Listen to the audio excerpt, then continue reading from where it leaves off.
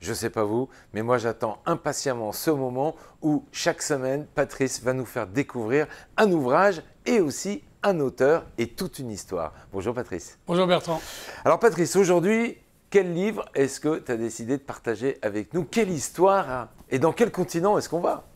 Alors on va aux États-Unis. C'est un auteur qui s'appelle Craig Johnson. Il est du Wyoming.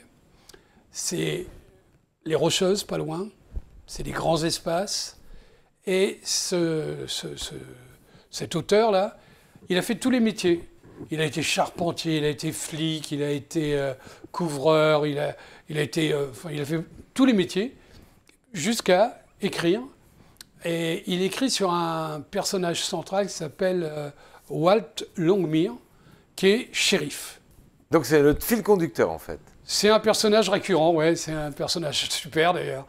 Écolo, très juste, très humble, très, comment dirais-je, très vrai. Voilà. Quand tu dis shérif, c'est qu'on est dans les années 1800 et quelques? Ah non, non, non, shérif, il y a toujours les shérifs, ils roulent en pick-up maintenant. Ah d'accord, ok. 3-4-4.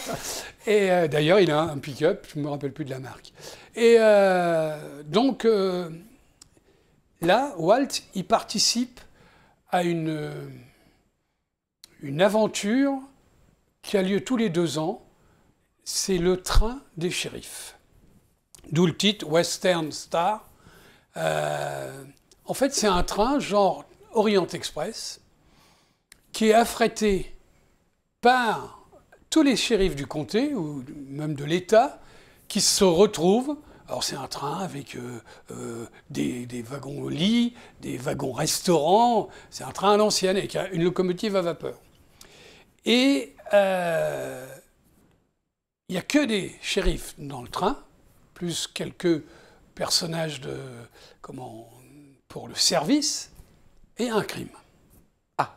Alors là, c'est un crime qui n'a pu être commis que par un shérif. Que par un shérif ou presque, puisqu'il y a 2 ou 3 personnes qui ne sont pas shérifs, mais qu'on a vite éliminées de l'histoire, tous les cas du fait qu'ils ne sont pas les auteurs du crime.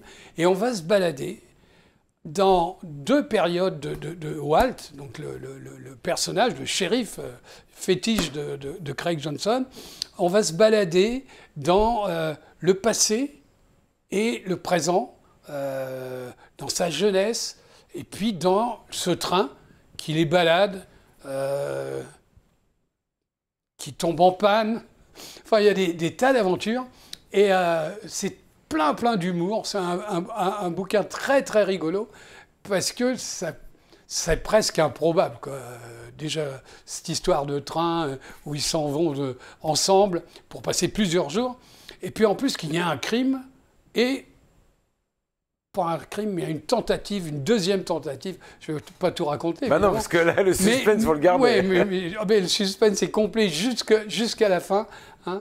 C'est vraiment un bouquin rigolo. Et voilà, dans une nature qui est décrite toujours par l'auteur de manière très visuelle. On voyage avec le train dans ces grands paysages là, que j'imagine facilement, que je ne connais pas, mais que j'imagine bien grâce à ce qu'il nous raconte. Et c'est un bouquin très, très rigolo. Patrice, est-ce que les livres que tu lis chaque semaine, que tu nous présentes chaque semaine, sont uniquement des livres qui ont pour objectif de faire changer un peu notre regard sur la société, dans le monde dans lequel on vit?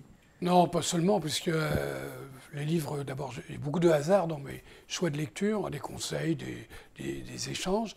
Mais non, ça c'est un livre détente vraiment super, puisque voilà, c'est un contexte particulier, un endroit spécial, des shérifs qui sont que entre eux.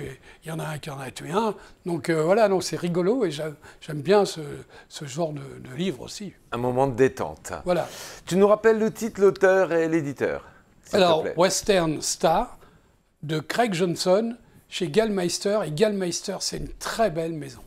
Pourquoi? Parce qu'il y a beaucoup d'auteurs sur les grands espaces américains.